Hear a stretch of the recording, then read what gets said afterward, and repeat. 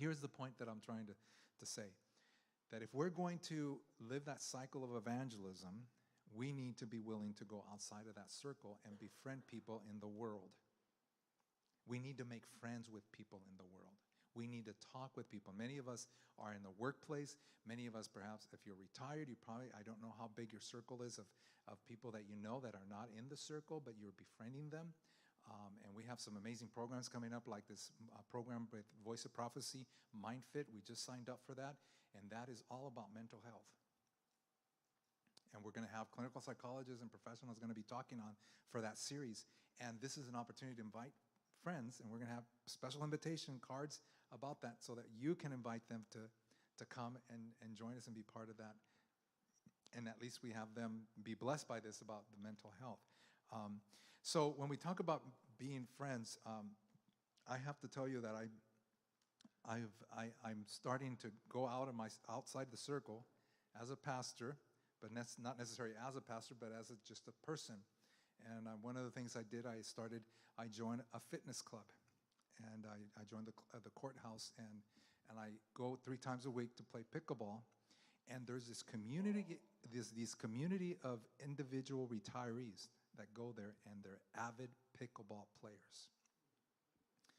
So I got introduced to this by Tom Iserbeck, and so I'm starting to meet all of these individuals and memorize all of their names.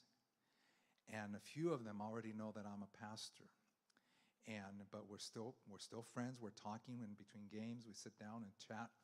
But there's going to come a point as I increase my friendship with them that I'm going to start asking some thoughtful questions, because it's in my DNA. Okay? And I can't wait to ask those questions. As I'm getting to know these individuals, and I'll have the joy of inviting them to come to our meetings that we have, okay? So I'm just giving you an example of how we all need to be friending people, and we need to remember that that's what Jesus practiced. He befriended, he got acquainted with them, he attended their cares, their needs, and then invited them to come. And that's what we need to do. Imagine that if every single member of our church invited just one person, we would double the attendance in this church. Just picture that. Wow. We could plant another church. And you can tell them, go plant a church. I'm staying here. But there are many efforts in our conference to planting new congregations. But I can't remember who approached me about, we need to plant a church in South Salem, because we used to have one. We don't have one anymore. And West Salem too. Yes, absolutely, we can do that. And even Kaiser, and I know the conference at one time, maybe I think it was 5 years ago, they wanted to put a church in Kaiser, and there are some groups there, but they don't come close to getting a church going there. I don't know what's going on, but anyways, so I'm thankful for you being here. And I want you to think about, as we continue talking about the cycle of evangelism, these phases that are part of the cycle, is that it is about going outside of our circle and encouraging one another to be more connected with our community, with people in our community, to befriending people. We can be really busy here at church.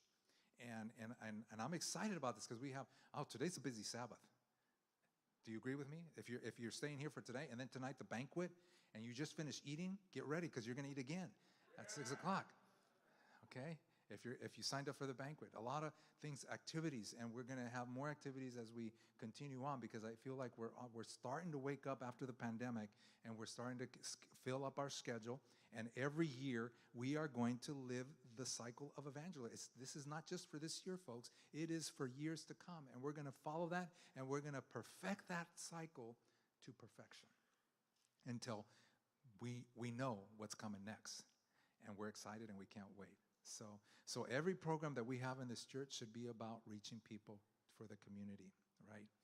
But I know that for the banquet, we couldn't invite friends and all that, because we would not fit in our community, in our fellowship hall. But we're happy we're able to come together. We're going to have a good time. We're going to talk about a few things from the Bible.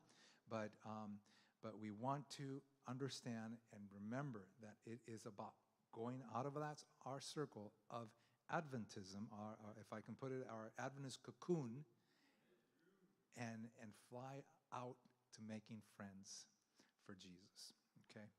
So with that thought, I want to invite, and by the way, before I forget, and this is the other thing, the small groups.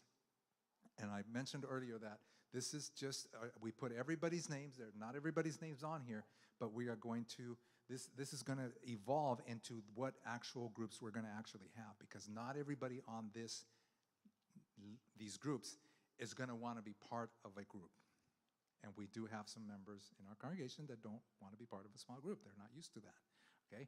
But we want to be everybody to be engaged in a small group and fellowship and be blessed and be evangelistic about it as well, and inviting somebody to our groups. Now, we've had small groups, and we've had our own people come to our groups, but how would we act if we invited somebody that was not Adventist? Would you still be talking Adventist? Would you still be talking the way you're used to, or would we be different in accommodating a newcomer that is not even a Christian, doesn't even believe in God? How would we relate to that person in our... Yes, Sister Sharon?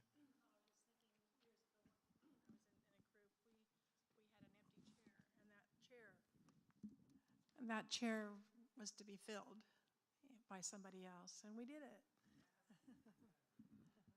So that's just a practice of how that can be done in a small group, and I know that's something that's very, very, very good to do, to imagine that we want that seat to be filled by somebody. So, okay, Pastor Dauncey, I'm going to have you come up, and he's going to share with us some things that he's going to do, some activities with up, and we're going to be divided into groups. And but I'm just so thankful that he's here, and you need to understand that he is brand new here to the United States. His whole life has been in Canada, right? Canada, eh? Too much. There you go. So, but we're so happy he's joined our conference and the evangelism program, and he was privileged to be assigned to our area, to our church, for this event today. And so I'm just going to turn it over to him, and he's going to lead us out from here. And then I'm just going to review with you at the end some of the events that we've already mentioned to you, but how we're moving along and filling our cycle of evangelism as we go. So, but anyways, Pastor Dauncey. Thank you so much, Pastor Ben. Really appreciate your energy. And this guy, what an example, for Adventist pastors. He's so busy, yet he's jumping on the bus and driving people home. And I love to see it. But you know what? We need to support this man. And, because the pastor can't do everything. Even though I'm looking at him, it's like he's doing everything. So we need to definitely support him. Appreciate you, Pastor. Thank you for your vision. Thank you for your words and casting the vision. And thank you for playing pickleball. So you know what he said there? He's playing with avid pickleball players. That means he's an avid pickleball player. Yes. I'd love to play with you sometime. I'm a pickleball player myself. It's the world's fastest growing sport for like the last 3 years. So it's showing up everywhere. So that's good. I learned something new about you today. With a group this size, I'm assuming that some of you may not have been at the last time that we were here. Must have been last month sometime. And so just quick introduction. As he said, I'm Pastor Dauncey. I've pastored for many years in Canada and the States. Maybe I'll just throw out some of those names. I was in John Day, Oregon. John Day, Oregon was my first district. And then did some in Canada, came back, was in Wenatchee, Washington, Coeur d'Alene, Idaho, back to Canada, and then I did 2 things there, pastoring in BC, and then went over to It Is Written Canada in Ontario, and that's where I just came from right now. But the introduction I want to do for you today is that I brought my lovely wife with me. Marcy is here. Give a little wave. Marcy, you didn't get to, yeah, you can clap if you want. She's like, no. But she wasn't here on the last visit, but I'm glad that she's able to join me today. So Marcy also comes from a very large Adventist pastoral background. Her father was Donovan Cack, who actually, his last church before retirement was Whipple Creek, actually. So he was in this conference. He also, many years ago, Dallas Falls City, he also pastored there as well.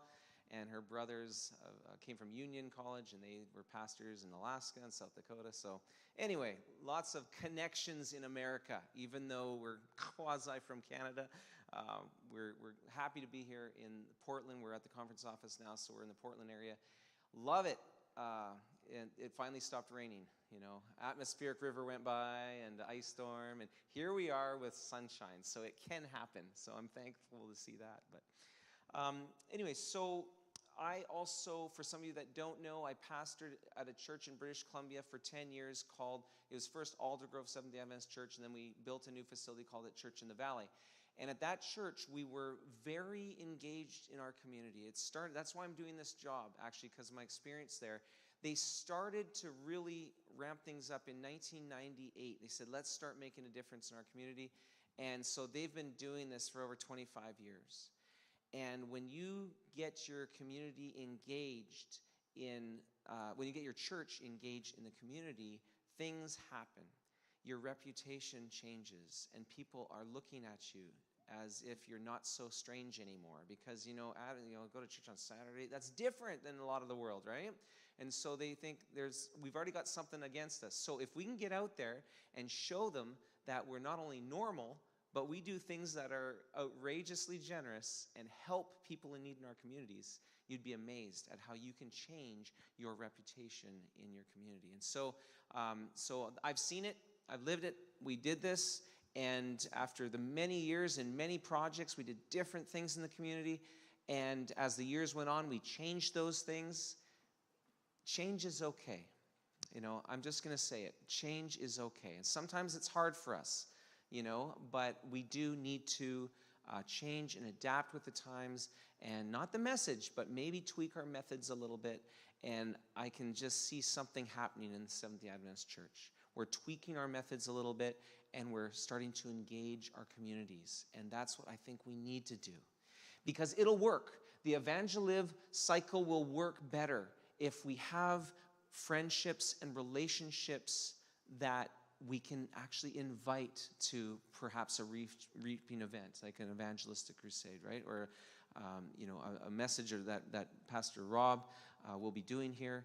If we have a relationship, it's more likely they'll come, right? The handbills and stuff, and sometimes we don't get as many people, but we need relationship. And so today, I don't have a big, that was my big presentation. I don't have a long, drawn-out presentation for you today, because what Pastor talked to me about is helping to find out how we can, here at Salem Central, become more engaged in our community. And so I want to help facilitate that. I don't want to come here and just say, this is what you should do, right?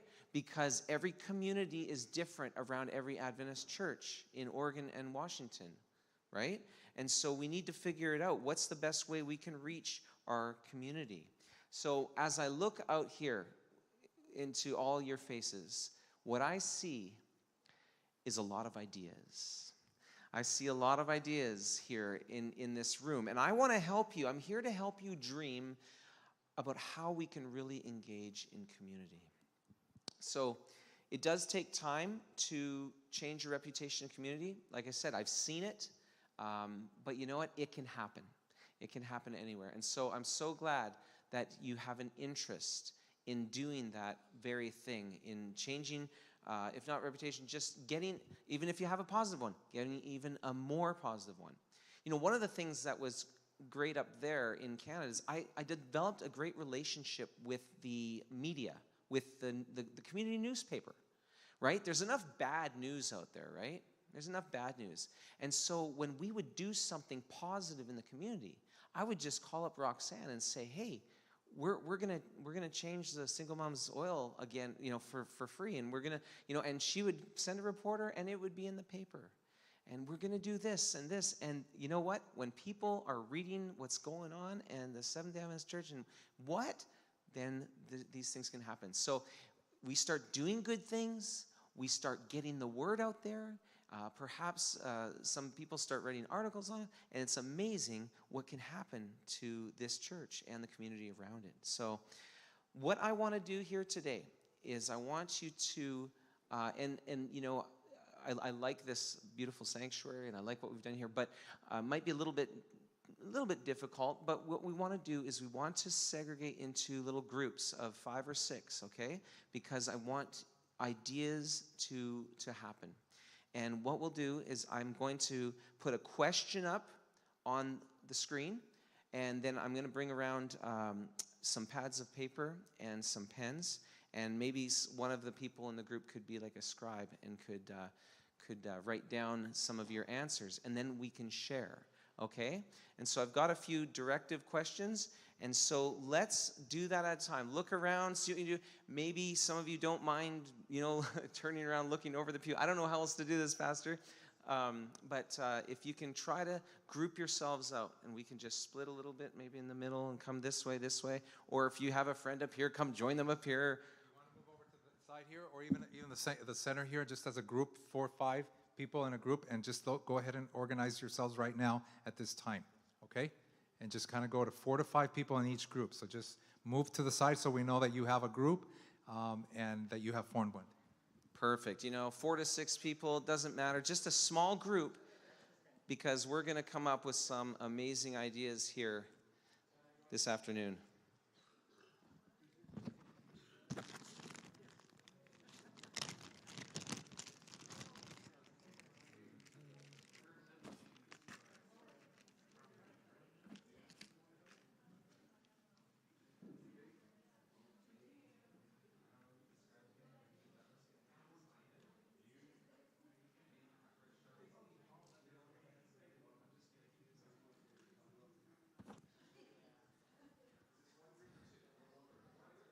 All right, we have a group right here.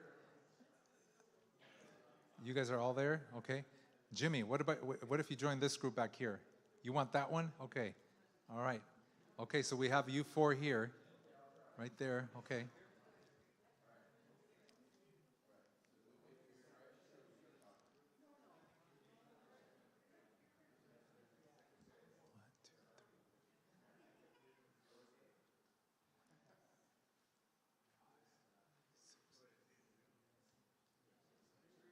We have 6 groups. Okay. 6 groups, so yes.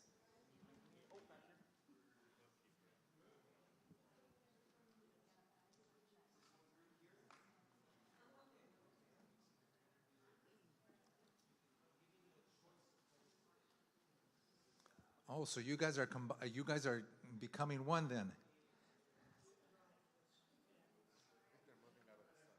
Oh, you're moving out of the sun? Okay, why don't you move over to the end over here so that way you guys can talk, because you're going to be overhearing each other. Yes. There you go.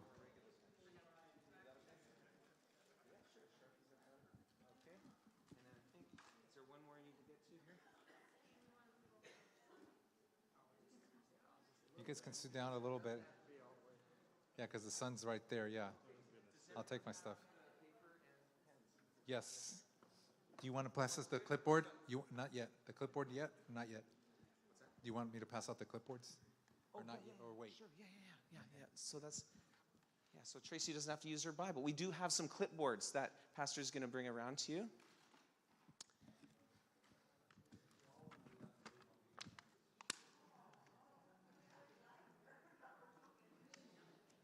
And so I'm going to put a question on the screen, and I'm just going to give you a few minutes to discuss it. So this isn't going to be a long, drawn-out thing, but I know once you get talking, it might be hard to stop you. I know how this goes. But we want you to discuss it and put down a few answers, and then we'll report back. Okay. All right, so here's a few questions. And just to get us thinking here this afternoon, if your church were to close permanently, and you remember this question from last time, what would be the consequences? Or why should we grieve the closing of our church? And what negative impact will the community face due to the church's closure? So they're kind of related in a little bit, and I'm going to give you a few minutes to discuss that, okay? And go.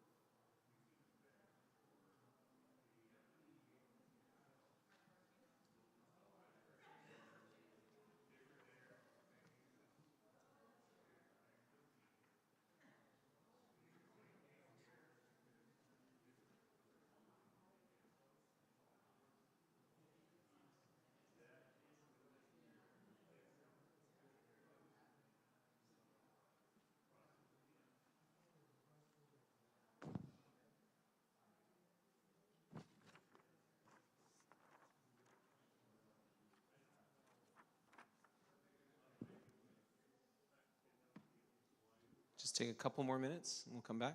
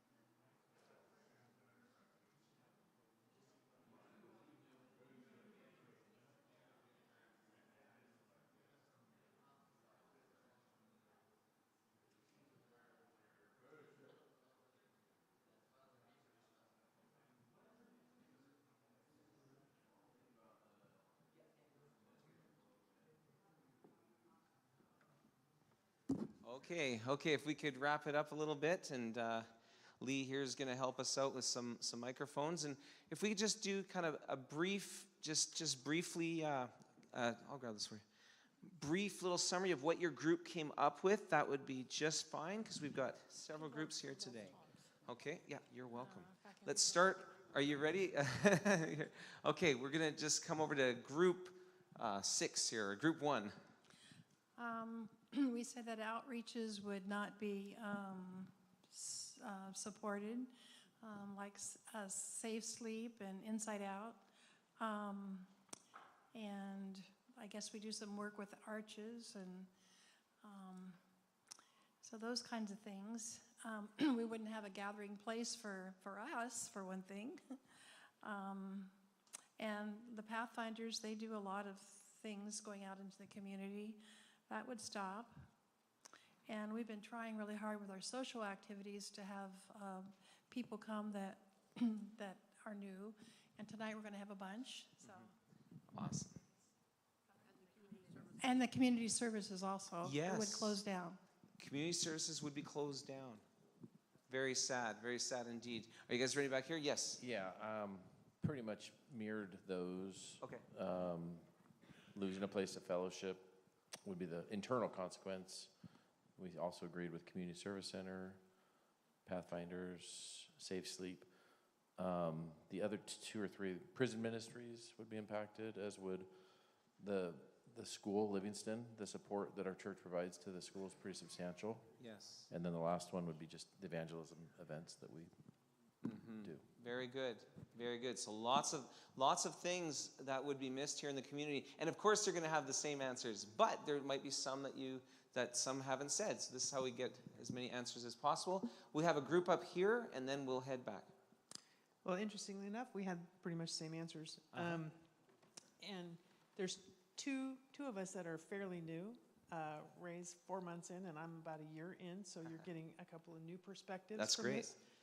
What's interesting is the answers that we had, Pathfinders, it was the youth, impact on the youth. And we also mentioned that there's a pretty healthy ASL group here too, in growing. And then our connection with Livingston, the college kids, so it's the youth. We've also talked about, it's kind of broken up into two, from what we're talking about, and my observation is there's a mature group of it's kind of an older church, and then you've got the Pathfinders, but not like the babies. I'm starting to see a few more babies, but not the youth, the young ones coming up. Yeah, ASL, could you define ASL for us? Deaf. Deaf group. The signing. American Sign Language. American Sign Language. Yep. Thank you for clarifying. And then why should we care? So again, it is a meeting place, and it'd be isolation with the members that are here. So sometimes this is the one place that they come every week to be able to fellowship with one another. But again, that's an internal focus, not an external on the community. Right. And honestly, personally, this is just my personal, not from the group. I don't know what we do for the community more than Safe Sleep and the community centers, which we talked about that too. But how would we impact? I kind of jokingly said the Boys and Girls Club would get more parking space. but really, that tells me something that I need to know more about what we do for the community currently, and so I would have a better answer to that. But it's mostly internal that we were talking about. Very good. Yeah, so that's good. I mean, this is a learning thing. Maybe now, I need to learn this. I need to know more. And we have a microphone back at this group ready to go, or do we want to go here first? Okay, we're going to go here first. That's fine.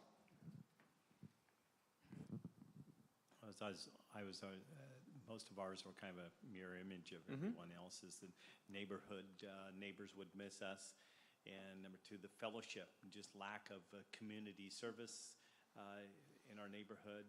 And children's classes would no longer be all the classes, the new believers group, all of those it would impact. And that impacts families and of all ages, yeah, for sure. Yeah. And also, all of us that has been coming in here for years, it was just the closest of our fellowship of being with our fellow believers.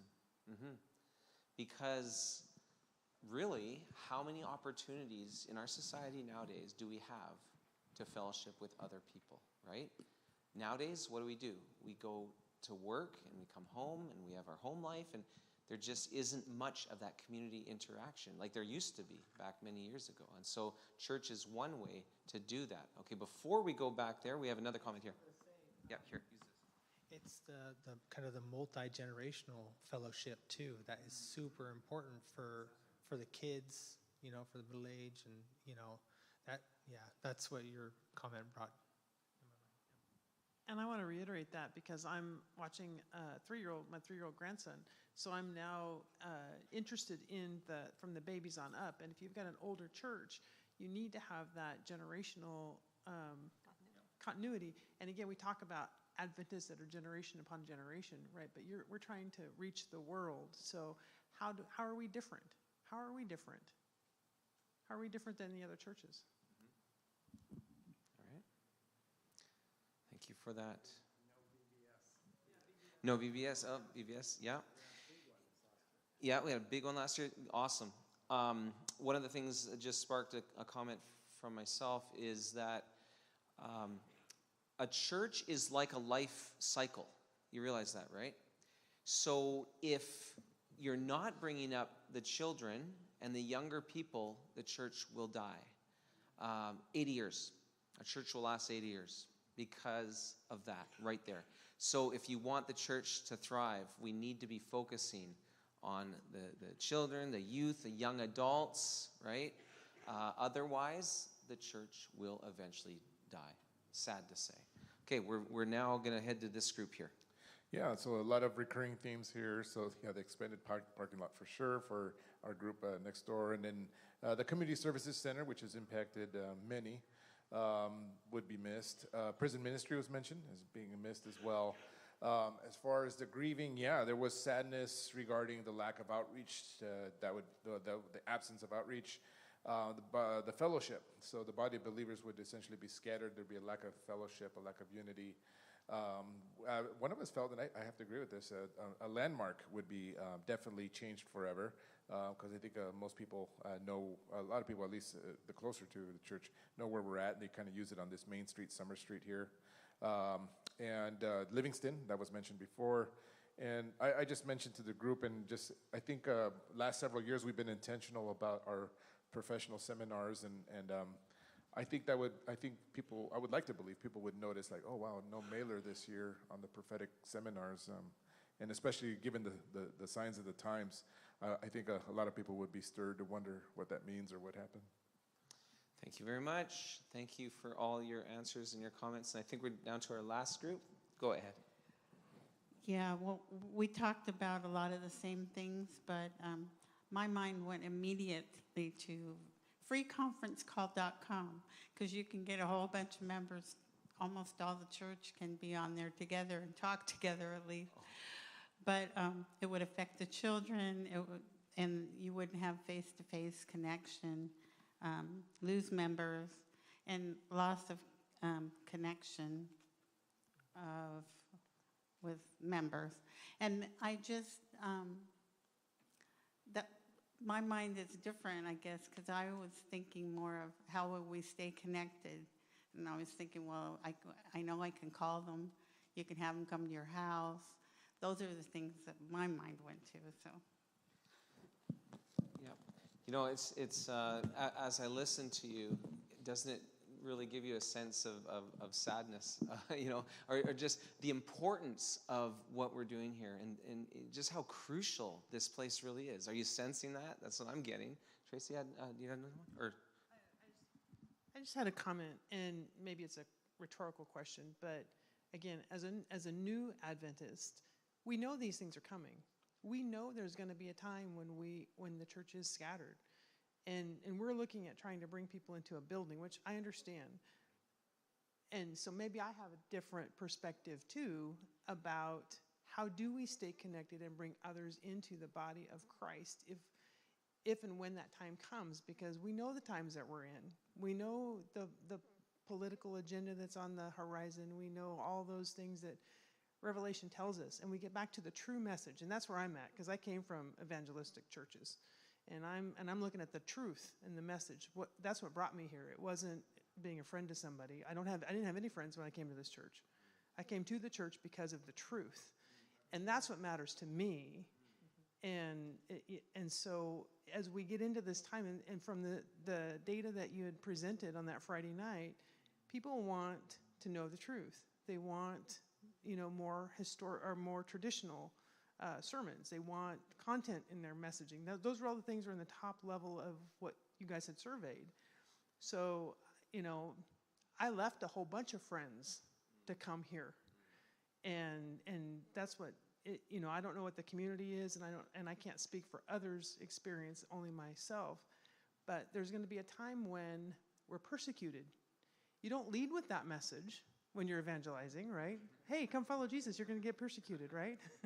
But we know it because we know the truth. And I don't want to, for me, I don't want to deviate from the three angels' message, because that's what brought me here. yeah, for sure. Okay, one more comment, and then we're going to continue on. Thank you for all your great discussion here. Question to Tracy.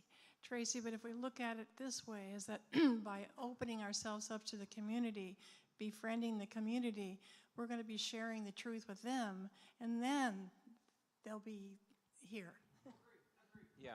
Yeah, okay, definitely agreeing. Did everyone speak? I think everyone spoke. Yeah, they did speak. Yeah, that's fine.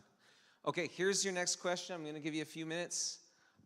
What issues in society does the church want to address? Okay, so this is testing you a little bit to see how well you know Salem. Okay, and if you don't, that's okay. But I want to just get your thoughts, because we don't want to just get out there and do stuff for the sake of doing stuff, right? I think you'd all agree. We want to scratch where it itches, right? And so let's just see what you guys come up with. The society, you know, talking about Salem here, our community. What kind of issues do you think would be important to address here in our local community? So I'll give you 4 minutes. That's what I did last time, and we'll see how that pans out. Go.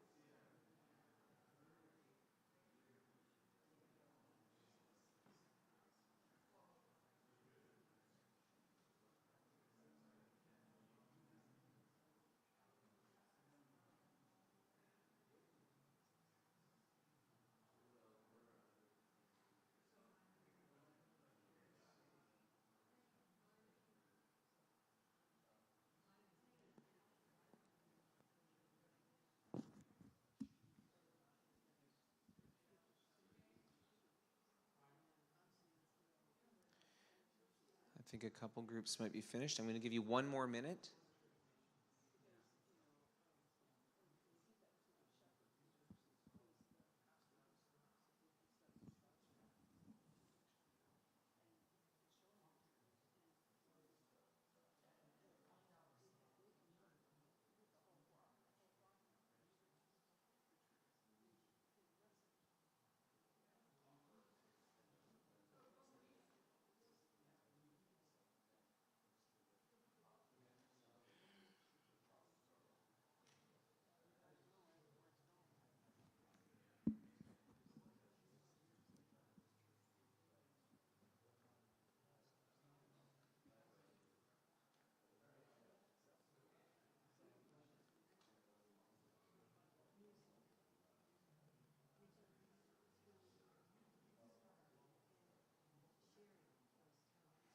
Okay.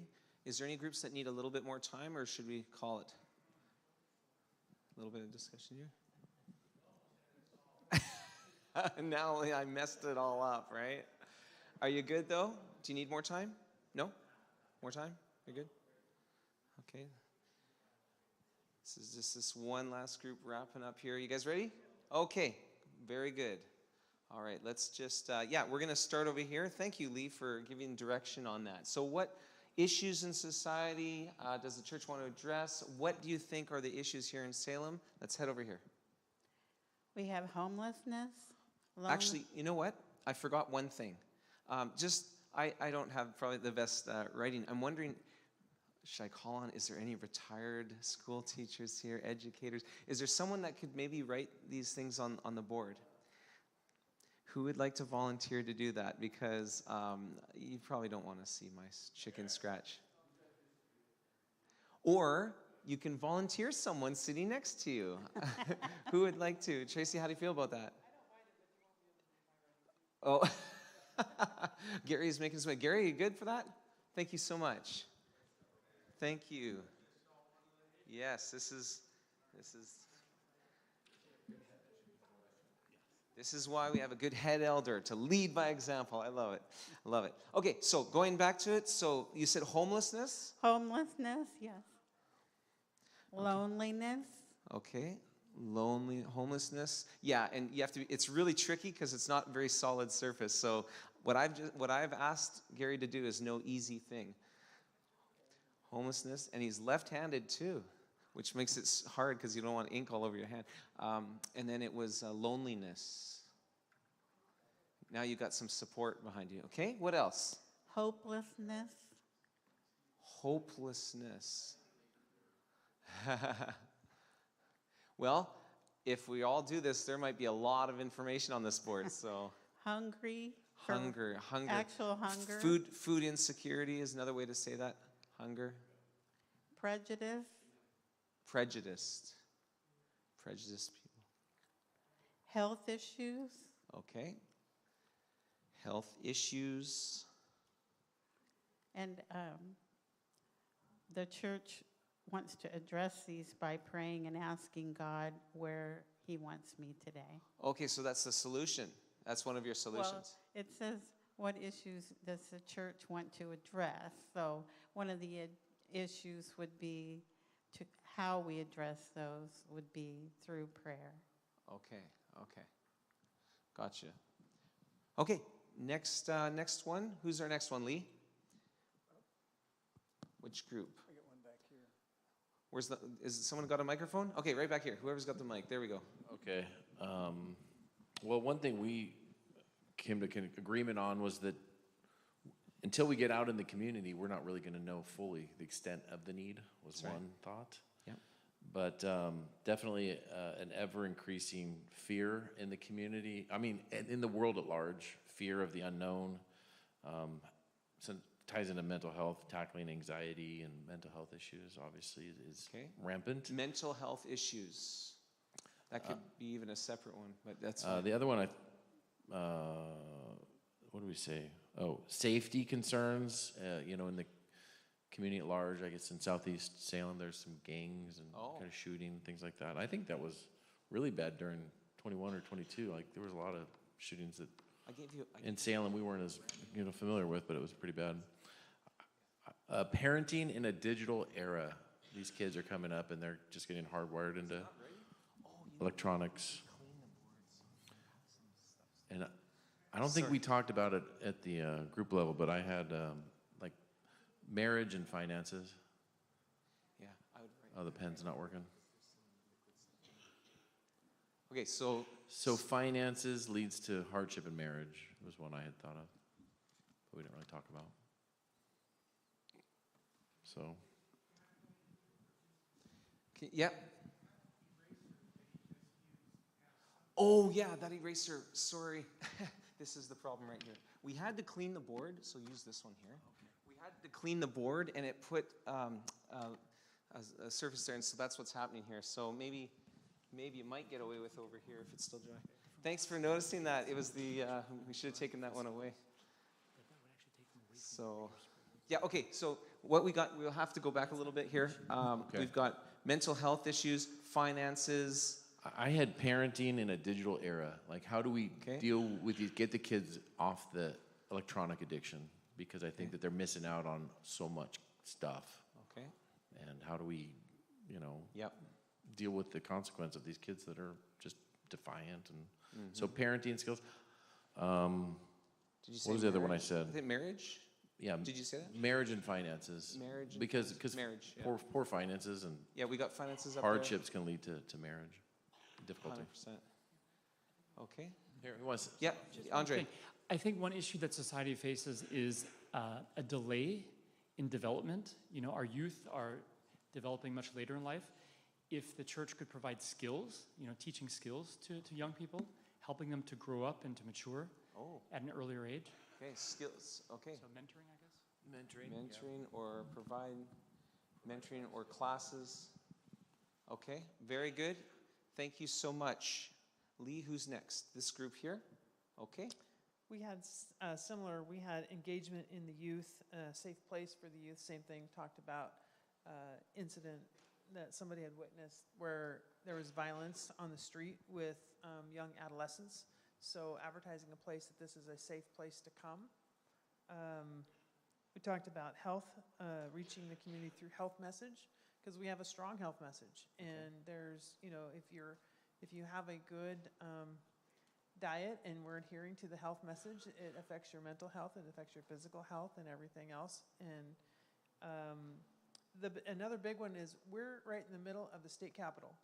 And with all the political division that's going on in the world, and it's going on in Oregon right now, if you guys are paying attention and watching what's happening in our state capitol, a place that people can see that it's we can have peaceful discussions without having to divide, right? So without violence, right?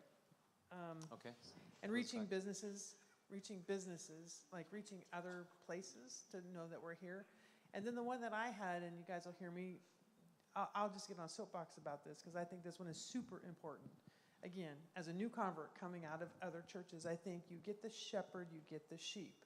If we are sharing the message, we're seeing in all parts of the world where other denominations or non-denominational churches are coming to know the truth. They come back to the truth. Then they are the ones that have influence over their congregation. And then you not only have influence for that leader, you have influence for the congregation, because that leader will then share the truth with that congregation. And a lot of Methodist churches, Baptist churches are turning to change their denominational status to Adventist with the truth, because that's what separates us from other churches, right? Is the truth in the Bible as we know it. And so I come back to the churches. All right. Thank you so much. And next group. Over here. Here's the next one. Thank you. Okay, we too mentioned homelessness. We feel like children and single moms, shut-ins, maybe single help, moms. Shut-ins, and maybe they need transportation help or just visits or that kind of thing. And again, the young people, we feel like there's not a lot here in Salem for kids, and feel like there should be something where a gathering place for kids to come and to connect and do things that are wholesome. Mental health issues, drug abuse, and counseling, and also the veterans in the area. Okay. Yeah, I think some of these,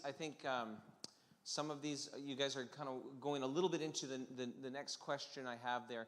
Right now, we're just identifying the problems that are there, but we also are going to be talking about, the solutions as well. That'll be the next and last question for the afternoon. Okay, this group here. Okay, we have some recurring themes here as well. Okay. Homelessness, there is addiction. We talked about some addiction, perhaps help. Single parents is also singled out here as well.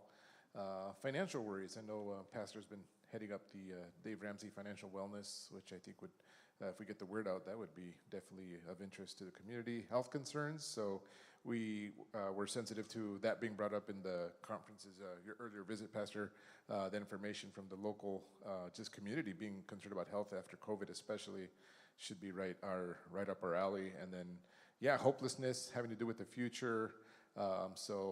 Just keeping the prophetic arm strong, present in the church. Okay, thank you very much. And which groups haven't gone yet? Is this one here? Did you guys go already? Okay, let's go this one. Is the microphone for you? Thank you so much. We had some of the other things also: homelessness, fear, food security, insecurities, rising cost. We serve a loving Father in charge of our destiny. Okay. All right, very good. Is that everyone? Okay, so we've got these. Okay, so now for this next one, what we're going to do. Thank you for sharing that. And there's other things that we can do also to try to figure out what are the needs. These are things we're just kind of guessing, and you're probably right on a lot of them, and you are right on a lot of them. But remember, well, those of you that were here last time, there's different things we can do to also try to find more of what the community needs, such as talking to the mayor's office, or even visiting with the local ministerial association. There might be other churches that are already aware of some of the issues and could use some help in some of those areas. And then there's also going on a prayer walk, which I want to touch base on in a little bit here. Or there's even, door-to-door surveys. So there's other things we can do to try to figure out these needs in the community. So the next thing, what we're going to do now is we're going to, hopefully that's all dried up here. And this is the last one. Gary, want me to take over? We just have one last one here. And there's been some overlap a little bit. But the last question I have for you today is, what outreach activities or ministries of compassion do you think would be relevant to offer to your community to address the societal issues? Okay, so I'll give you another few minutes. This is what we're looking for here this afternoon. Some ideas of what we could do as Salem Central Church to help with some of the issues that we have over here. Okay, so I'm going to start my timer here, and maybe might need even more time. So go ahead, discuss those things, and see what you can come up with. Oh.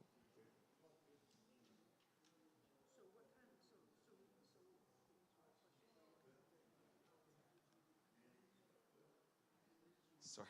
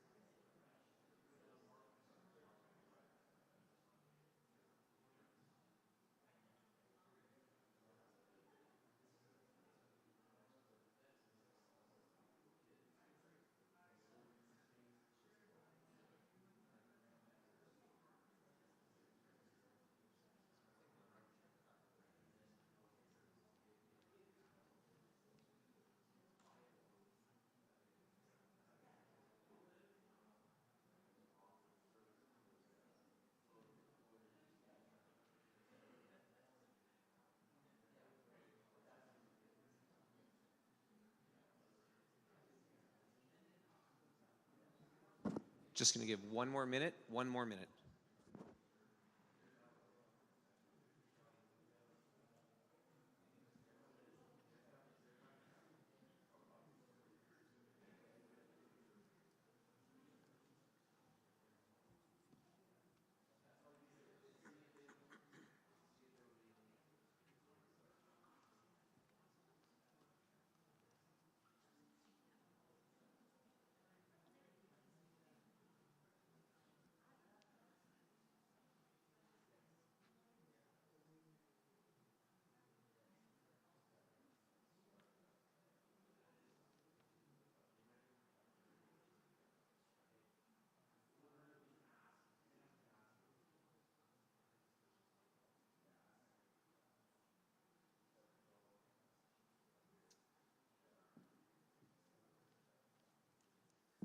Okay.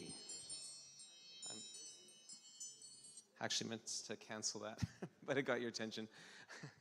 So, all right. So this is what Pastor and I have been looking forward to see what we have here. So Lee, where's our microphones right now? Okay, one's over here. Right here. Okay. So, okay, we're going to start here. Sure. So some of the relevant ministries our group came up with are definitely continuing health seminars, and Pastor Lee has some inside information. Of course, we got in April and May, I believe, we have a series of health seminars already lined up. So that was good. That was mentioned in some of the surveys. Ambassador walks in the community were also mentioned, where we deliberately go out in the community and meet and greet and get to know and pray with our community members. Prayer walk, was it? Or what kind of a walk? Like ambassador walks? Ambassador walk? Yeah. Okay, community walk. Mm-hmm. Yeah. Financial seminars, so just brainstorming. Maybe offer the financial wellness or financial university more than once a year. Who knows? But we're just keep continuing that outreach. Serving food for the homeless. So just us being maybe more direct, intentional about doing it from Salem Central itself. Maybe serving food for the homeless. And I'll let Gary catch up there. Sorry, Gary. All right. And then involving young people in face-to-face ministries. Obviously was mentioned here that how the electronics seem to have our young people quite trapped, or I guess busy, but involving them intentionally in more face-to-face ministries. And then another one was tech seminars. Yeah, what kind of... Just face-to-face, where they're put in situations where they either go door-to-door, particularly, that was one that was brought up. So nothing that would require electronics per se. So I guess you could say like a cold turkey kind of ministry. Cold turkey. Yeah. And Okay. so, yeah. Okay. But then at the same time, maybe tech seminars, and this would be interesting for some of the older generation to understand what platforms the younger people are in, how to connect with them, but tech seminars. Tech seminars. Tech. Yeah. All right. High tech. Okay, thank you. Thank you very much. We're going to head over to this group over here. Well, one thing I wanted to mention is sometimes we've had these programs and we haven't had, as much turnout as we like. So it seems like we've got to somehow make ourselves more trustworthy or something. I don't know exactly what we can do, but anyway, we mentioned before about maybe having some sort of a thing for single moms and helping shut-ins with I'm doing that too. I'm just going over that too. The shut-ins, transportation, helping them, and that kind of thing. And then we talked about the having a place for the teens to come to hang out and get to know each other and do things that are uplifting and hopefully branch out to maybe doing things for the Lord. Also, the counseling, mental health issues. Okay, sorry. We're trying to get these down here. Oh. So you said counseling? Yeah, because there's a lot of mental health issues that are the basis of a lot of the issues that we've been talking about. So to offer counseling classes. So we want to be specific on like what actually we can be doing. So offering counseling classes, or just counseling classes, whatever you think. Yeah, and just volunteering, like, I'm just much to blame, but I think about the Boys and Girl Club across the street. Seems like all these years we should have been volunteering, doing things with them, you know, Wow. and seeing if there's some things that we could do together, you know, for the community. Collaboration. I And- love it. Yeah. Collaborating with the Boys and Girls. So what's next door? I'm just new here. What's Boys next and door? Girls- Boys and Girls Girls Club? Club. And they've been there for a number of years. Is that where we're Forever. using their parking lot? Yes. Oh, okay. I parked there Yeah. today. It Yeah. was that was very interesting. Okay, so Yeah. collaborating with the Boys and Girls Club, and I love that. So often, can I just pause there for a second? So often, we as some of the Adventists, we want to kind of do our own thing. Like you know, someone else over here is you know, doing a feeding the homeless ministry, and then well, we can do that, and we'll start it up ourselves and do it separately. But I think there's validity for us to collaborate sometimes with other organizations. Habitat for Humanity. Maybe we don't have a bunch of construction people. Maybe you do. But maybe you didn't. But hey, there's already, Habitat's already doing this. Wouldn't it be neat to collaborate with them? And guess what? You get to know people just by rubbing shoulders with them. Sorry, go on. Yeah, and that makes me think about, maybe that's what you said, but there's a place that they go and help, Habitat or something, where they go and help build make places better for people. Yes, and that kind of thing. It's a great organization. Yeah, okay. And then the other thing was that we have a free television radio program here in town, and it seems like we should be able to, you know, maybe have a short class or a, you know, we can even do a cooking class, you know, somehow, because a lot of people listen to it. So make on use of on the radio, did you say, or TV? They have we have a free TV service here in the community. TV service. Okay. Yeah. Interesting. Okay. TV. So we're going to have to make some more room on our board here, which is exciting. And it would be good if there was a scribe that could be writing these things down, unless we, you know, we can leave them up there and it can be recorded, take a picture, you know, but we want to get it obviously. The pastor has a focus team. Also, you're helping the focus team right now. And so there's a focus team to help facilitate this community engagement. And so, you know, we obviously want to have these things recorded and written down for that team to look at. So, okay, that was it. We're done there. Okay, and now we're going over to here to the far back corner. All right, I think we could probably erase some of this to make room, do you think? Yeah, I think so. We need some space. Well, it was brought out that we really need to know more about the people in our own church, to know, what doctors do we have, what dentists do we have, we could have free clinics if we have people, but we don't know. Free clinics, either dental or, you know, even medical or dental clinic. But maybe free tax programs, you know. Also, like for tax preparation? Yeah, tax preparation. Things that we could help the community with, but we don't know if we have people in our church that can do those things. Also, daycare, after-school programs. Okay, just hang on one second. We also touched on what they were talking about, which they want to join the club next door, which is good. My husband's watching from home. He's sick, and he said, "Tell him about AYA."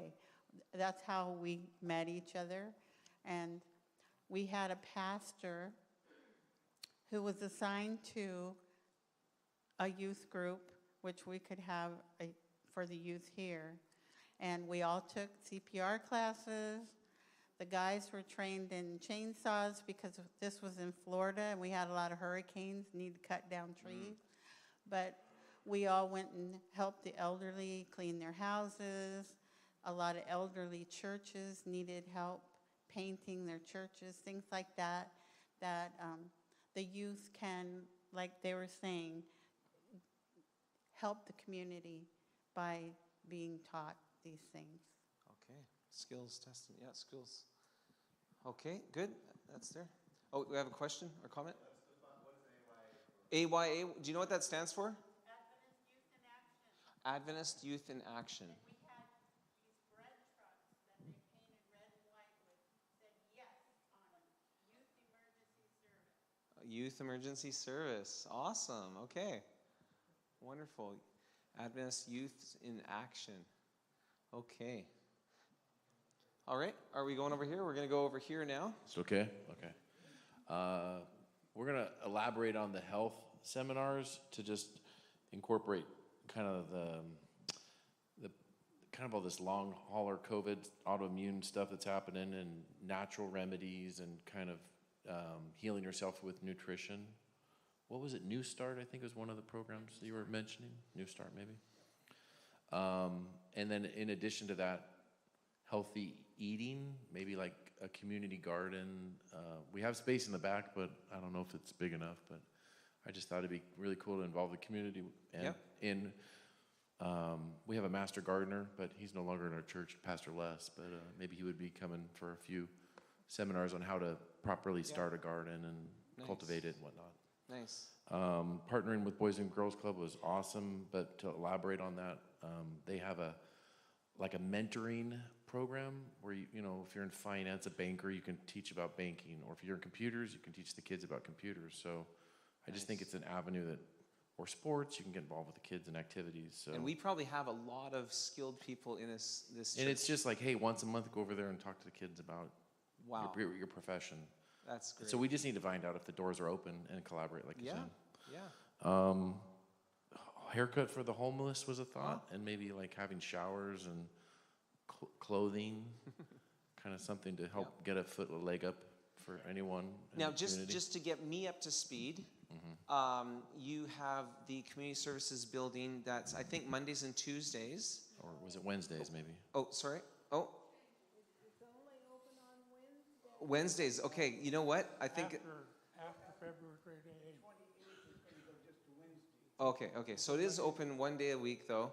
I was just looking at the records at the conference office, so they're probably a little outdated. It's noon. It's new hours. New hours. It is Monday and Tuesday right now. Oh, it is? Okay. So can you tell me, are you part of the team there? Can you tell me what you do there at the community services building? I can tell you what I do. Oh, okay. What is it you provide for the community there? Oh, they have clothes and food for the people. Okay. And they come. Quilts. They come and Quilts. they have to be interviewed and they ask Assessed them for if need? if they need what they need, Sure. and they have a list of things that they can. How you can get, help them? You know, the foods. They don't let the people just come in and get Okay. their food. Good. Nice and organized. And It's very organized. very organized. Wonderful. Very organized. Wonderful. But I work making quilts. Making so, quilts. Yeah. Wonderful. And then who do you give the quilts to? They give them to the homeless, and then we sell them at camp meeting also. Well, good. Got to raise money as well. Yes. Thank you. Amen. Thank you for sharing that. Okay, so back. A few quick other ones. Yep, please. We talked about, like you did the oil changes. We have some folks that I think do auto mechanic, or what would you call it? Sure. What do you call it? Like tire changing, or I think it was more like. Car I think, but was it maintenance. for helping kids how to do it, or two? Include the youth so they learn a skill too. Maybe I think was kind of a thought. Nice. Like mentoring. Yes. So it's more than just helping people in need. It's also mentoring young people. How to take care of your Love car. it. Yeah. Dual prong. Smoking cessation was another thought. What is it? Smoking cessation, stopping smoke classes. Okay. That was it. Can I just Yes. Yeah. Can you take the microphone? My idea on the health message is, you know, the Village Church in Michigan, they quarterly have the community come and learn about the health message, you know, the compressions, hot and cold, because the COVIDs and a lot of the RSV, something, our upper respiratory. And, you know, when you take not a cold shower, but you balance between hot and cold. Your body develops your white blood cells. Yeah. Circulation, better circulation. Yeah. So if we if we have that in our church, offer that to the community. Because, you know, when you're sick and somebody's going to give you some pointers, or you've gone to a doctor and nothing's helping, you go. And that's, you know, they come to you. So I think we should offer that, but I don't know what we have here. Somebody had already mentioned that we should find out what we have here to offer and then put it out there. Good. But this is a starting point, right? We're just starting the conversation here, and we're brainstorming today, and this is part of the process. And I think we're learning here, aren't we? By listening to each other, the ideas, we're learning, and we will continue to learn and move forward. Who's next? He's pointing to right back here. Lee will pass it. Yeah, he'll tell us. Go ahead. We talked about having food drives here at our church, maybe make our church a little more available for things like that. Okay, food drives. And don't anybody pass out here when I mention this. Go down to Saturday Market and have a booth down there where we have blood pressure checks and so on. Whereabouts? Saturday Market. Okay. We checked on that, and they don't allow religious groups. Yes, you know, I've heard that's the second time I've heard that this week, or maybe it was here, but that they've checked on it and they don't allow religious groups. And that's... But there are quite a few health groups through the year that have health clinics that people come in. Yeah. And is that in the summertime? Is it every Saturday, or every Saturday through April through October or something? Okay. Yeah, no, I'm not having a heart attack. It's good to do good on the Sabbath. And, you know, I mean, it's a big discussion, and we all have different feelings on that. But sometimes it's good to bless people on the Sabbath. That's my belief. And we also mentioned gardening classes. Just a quick story about the Boys and Girls Club. I went to a health seminar where they just had visitors come in, and one of the groups was Boys and Girls Club. And I talked to the lady there a little bit. And she said a pastor came over and toured our group. Said nobody from your church has ever come over and had anything to do with us. So she was so appreciative that we at least came over and. Nice. Yeah. Wow. So there's people in the community that may be receptive. Very good. Thank you. Thank you for sharing. And we have a comment here first. Yeah. One sec. You mentioned Habitat for Humanity, but a lot of their stuff's on Saturdays. If you had a big enough Adventist crew, would they maybe open it up on Sundays? Do you know? Yeah, no, I don't know. The only one I've been involved with was when I was a youth pastor in Wenatchee, Washington. They did a youth build, all just youth, building the house in the local. And that was during the week, and I took my Wednesday night youth group there, and we went and worked on the house and did roofing. But I don't know the specifics about Habitat, but that would be good to have someone to look into that and to learn more. Maybe we have some insight over here. I haven't done it in years, and so do you have some insight for us? Yeah, actually, we are a Habitat recipient, Habitat House recipient, and they have their Wednesday Warriors. So they're all, I don't know if it's an all-day thing, but they will, I mean, if there's a big enough group, they will set it up to where it's, you know, on Sunday or whatever day, as long as they have a big enough group. But yes, and they could use some workers. They always need workers. And tile layers. Anybody who's tiling, they love people who do that. Yep, over at the Habitat Restore is right where the headquarters is right there for that district. Headquarters is right there for that district. So there are definitely possibilities here. You know, we can collaborate. We can work with them. We can use that to inspire, you know, our own extreme home repair ministry. I was involved with that for 10 years up there in British Columbia, and I can't tell you the amount of blessings that came out of that. In fact, I did share some of those blessings for those of you that were here last time. But that, I tell you, it can be a very powerful, because not only are you helping someone in need with their home, but you're also inviting the community to help you. That's what we did. Like, you know, maybe we don't have enough, but you know what? Maybe you know some people that don't come to this church, but they're contractors and would be willing to come help. You'd be amazed how many people, non-Adventists, were helping us with our projects. In the end, probably 100 volunteers that were not Christian or not Adventist helping us on the project. Okay, is it this? Let's go here. All right. Okay. So we took a little different approach, a lot of similar themes that you guys had, but starting with a spiritual gifts assessment within the church membership. So Dave, you talked about like, hey, do we have an auto mechanic around here? And somebody said, hey, I can teach a health ministry. And, Okay. and we're like, but who is that? And it seems a little disorganized. So starting with that. Right. And then maybe with the directory, we started down the directory. So this is kind of where we started with like, let's get the administrative stuff together first so you know who's in the church. We get the active directory, right? Because we had a concentrated This is a great idea for the focus group, right, Pastor? Right? You know what I mean? So once then you know who the members are, and then you do a skills assessment, like who can do what. You've got an arm here, and you've got a toe there, and you've got an ear here, right? So not everybody is going to be involved in all these ministries. Okay. And then cooking classes, that one came up, and that was something that resonated with me. So you got the two newbies here talking about don't know how to cook vegetarian. So like actually not just watching on a screen, but actually have classes. A demonstration. Teach it, right? We've done that a lot in the Adventist Church over the years, yes. And then we've talked a lot about prayer, and more intentional on prayer than just Wednesday night. We have a small group that meets on Wednesday night, and but again, taking it to the Lord. You guys are going to get tired of hearing me saying this, but... Okay, but so you're talking about what we can do as a church, right? Right, okay. right. So, okay. Yeah, and I wrote down some of these too for you, Gary. And then more intentional about visiting the shut-ins. I think we've had a recent incident that's kind of highlighted that, that we had a member that passed away recently, and people didn't know about it. So just visiting people that are shut in and can't we've lost touch with. And then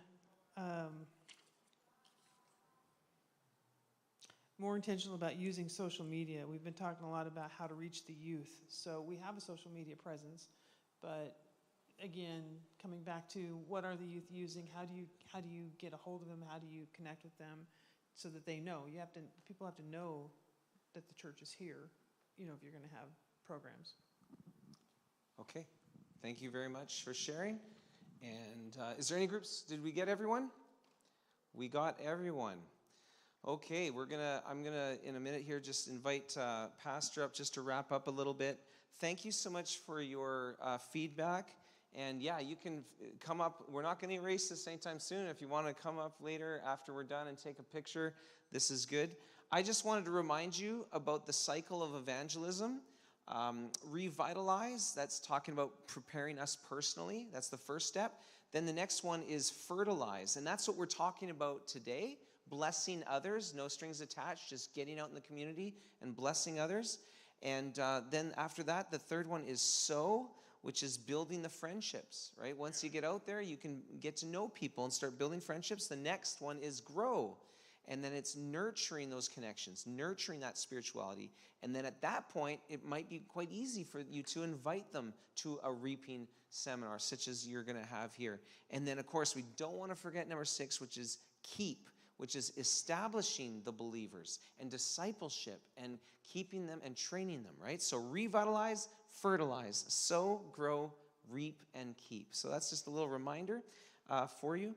But one of the things I just want to mention is your amazing community services building out there. Do you have a name for it? SAC? Seventh-day Adventist Community Center. So that is amazing. And I don't know about you, were some of these ideas floating through your head thinking we could do it there? I hope so.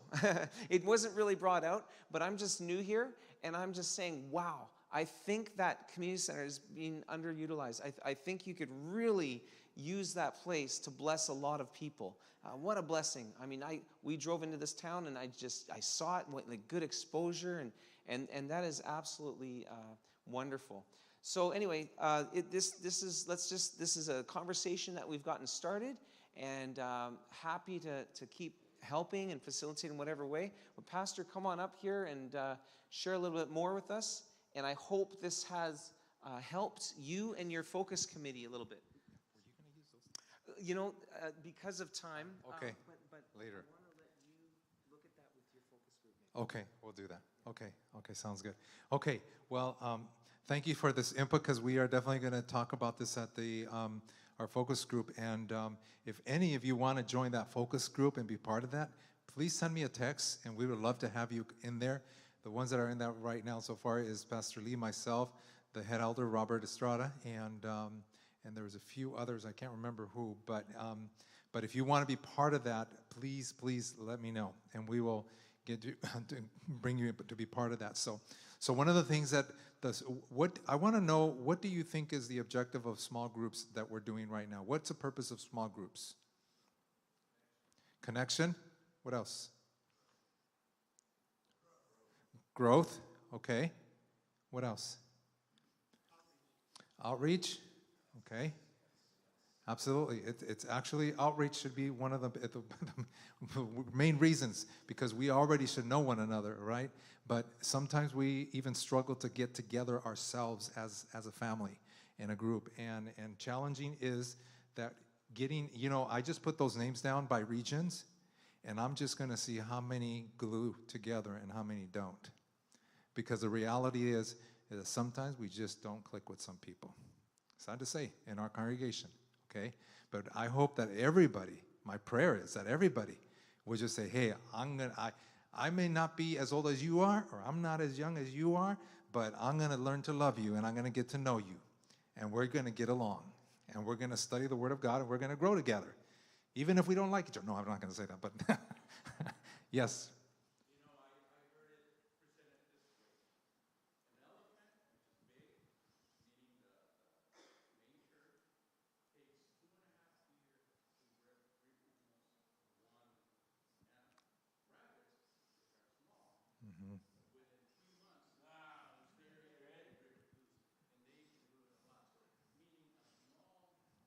Small groups. Yeah. And a big elephant, yes. Okay, so did you all hear that? That means you guys got to become rabbits and start producing babies. Okay, good analogy. Thank you. Yes. Okay, all right. Pastor Lee had a couple of things that he wanted to share with us, and I have to tell you, you have no idea how much I appreciate Pastor Lee. He is temporarily the church secretary filling in there, but we have some candidates coming up, but we don't know how long that's going to last. But he's all over the place. I hope you have appreciated it, and he has some things that he wants to share with us. Every time I go in the personal ministry room, from every shelf, I hear this cry, when are we going to go into ministry? And I have to tell them, whenever the congregation puts them in ministry. Okay? We talked about health. Here we have materials like this, and I'll guarantee you, if you present that to anybody, they would take it. And here's what I suggest. These are Bible request cards, okay? So I'd ask you to take this, put your initials on it. When it comes back, I know who gave it out, okay? The other thing that we have here is invitation to our church. Here's what it says. Please be my guest this Saturday morning at 11 a.m. and please stay for lunch. Now, how hard is that to give that out? We're trying to create things that even the most bashful, introverted person can do. The other thing is we have these great brochures talk about all the ministries in this church. Take one, leave it in a grocery store, leave it somewhere, okay? And don't waste our bulletins. Don't leave them in the car for the next 6 years. Leave these someplace. These are advertisements about our church. So as I said, we have lots of materials that allow you to even as bashful as you may be, to do something. So come back, talk to these people, talk to these materials on the shelf, make them happy, say, look, I'll take and put you in ministry, and they'll stop crying to me every time I go in there, okay? Yes. I was just going to say, I have a little container in the back of my car that I put a few things in. I've got some great controversies in there. I've got some glow tracks in there. I've got an extra Bible that I got from a Goodwill. just extra materials in there. And I gave out two little cards that I have that have a Bible. It's just stamped with, go to this website for free Bible studies. And somebody was talking, I was talking to a couple of people, and we were talking about Jesus, and I said, hey, do you do Bible studies? And they go, yeah, kind of done that. I said, hey, check this out.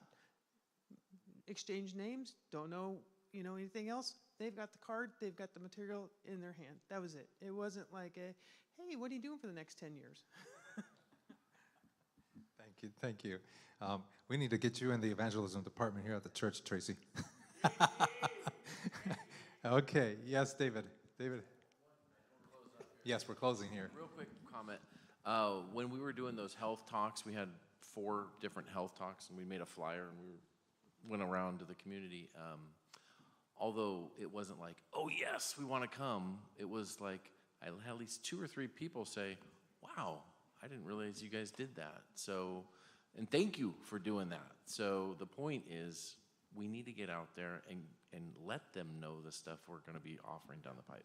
Yeah, and I think that one of the first things that we probably need to do, which is very obvious and staring us in the eye, is the people across the street. We need to connect, and we need to come and collaborate together, but we need to be methodical and deliberate about what we're going to do and how we're going to approach it, because that's a busy place across the street, okay? And so I'm praying that someday they'll sell and we'll buy it. And then we'll have this facility there for social activities for the community. And I mean, we're right here. There's a reason why we're called Central, because we're really central here in Salem. But anyways, okay, I'm going to invite you to stand as we close with prayer. I want to thank you for being here and hanging out with us here this afternoon this long. And so we're going to be informing you later. And by the way, just so you know, we're going to, hopefully by next Sabbath, we'll have the phases of the Cycle of Evangel on the screen, and we're actually going to pass out a hard copy as to how much we have already put into the Cycle of Evangelism, into programming, and all the way out through the end of the year of the Cycle of Evangelism, so that everybody's aware where we're at, what's going to happen, what's been added, and how much more we still have to go to fill that cycle, okay? Pastor Doncie, if you would dismiss us. And yes, sure. Oh, okay. Well, I just also, something I meant to say earlier, just so you know, someone came to me and we met there at the conference office, and and maybe you know about them, and they do the mobile dental clinics and mobile vision clinics, and so we have them wanting to do more of this. And so if that's something you're interested in, these people will come and do it. And I'm going, you have this building, this awesome community service building. So I'm just saying, there is a cost to doing that, but they're there and they're willing to come. And the 3 things they said was, mobile dental clinic, mobile vision clinic, and the last one was actually training classes that you guys would run here on pre-diabetic and educational for that. And they've been doing this and they have success. And the cool thing about it is, they've got all that stuff and they just come here, and now they involve you as well. But I'm saying those are some things that are available to you. I just did not want to end this before telling you that. So be thinking about that, because it's amazing what, it doesn't take rocket science to know that everyone needs dental care and not everyone can afford it. And it is a major need. But did you want me to pray? Yeah, you go ahead. Oh, okay, I guess I'll pray. Let's bow our heads. Loving Lord, I want to thank you for this time that I've had here with Salem Central Church. And God, we know this is just the beginning of amazing things. Thank you so much for each heart that is here. They're here because they're interested in their community. They're interested in making a difference. Thank you. Thank you for the opportunity that we have in this day and age to engage our community and be a part of them. Lord, we just want people. We just want population of heaven to increase. And so help us. Help us to do that. Inspire us. Send your Holy Spirit that we so desperately need every day of our lives, which is what was brought out today. Thank you for that message. And so I pray right now that you would be with this church, be with each soul in this room. I pray that you will be present as they enjoy a social gathering tonight here at the church. How wonderful is that? We're reminded of love this time of year, and of course, there's no greater love than your love for us. Thank you, Jesus, for loving us first. And may we truly understand that love, feel that love, and then give that love to other people in Salem. This is my prayer today in your name. Amen. Well, thank you, Pastor Dauncey, and thank you, everyone, for coming. Good evening, and those of you that signed up for tonight's banquet, we'll see you tonight. God bless you. Have a good night and a happy week to each of you.